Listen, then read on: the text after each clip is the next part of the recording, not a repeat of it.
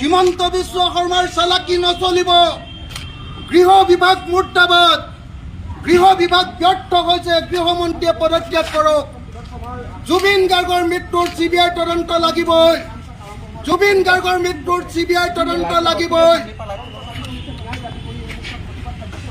BJP চৰকাৰে বাৰম্বাৰ জুবিন গাৰ্গক হত্যা কৰা নচলিব।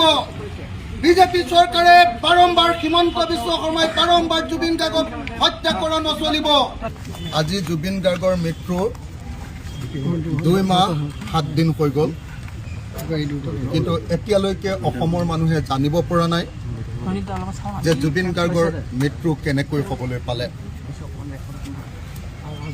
আজি প্ৰথমবাৰৰ কাৰণে জুবিন গাৰ্গৰ মৃত্যুৰ পাছত অসম বিধানসভা অনুষ্ঠিত হৈছে। সেইকাৰণে আমি বিচাৰোঁ যে অসম বিধানসভাত আজি কেৱল আৰু কেৱল জুবিন গাৰ্গৰ বিষয়ে আমাৰ অসমৰ মৰমৰ শিল্পী, হৃদয়ৰ শিল্পী,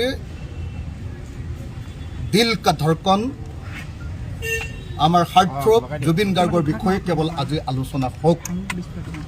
মই চেষ্টা কৰিম এজন বিধায়ক হিচাপে, ঐতিহাসিক শিৱসাগৰ বিধানসভা সমষ্টিৰ এটা সন্মানীয় বিধানসভা সমষ্টিৰ এজন বিধায়ক হিচাপে মোৰ চেষ্টা থাকিব যে আজি অসমৰ গৃহমন্ত্ৰী আৰু অসমৰ মুখ্যমন্ত্ৰীৰ পৰা আমি জুবিন গাৰ্গৰ মৃত্যুৰ সম্পূৰ্ণ বিৱৰণ যাতে উলিয়াই ল'ব পাৰোঁ।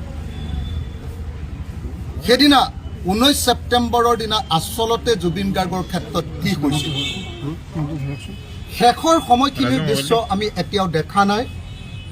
আমাক দেখুৱাব লাগে, অসমবাসী ৰাইজক দেখুৱাব লাগে শেষ পৰ্যায়ত জুবিন গাৰ্গে কেনেকৈ আমাৰ মাজৰ পৰা আঁতৰি গৈছিল। আমাক লাগে যে কাৰ দুখৰ কাৰণে জুবিন গাৰ্গে এনেকৈ মৃত্যুৰ বৰণ কৰিবলগীয়া হৈছিল, সেই কথা আজি স্পষ্টকৈ লাগিব। মুখ্যমন্ত্ৰীয়ে তালি ভালি কৰি থাকিলে নহ'ব।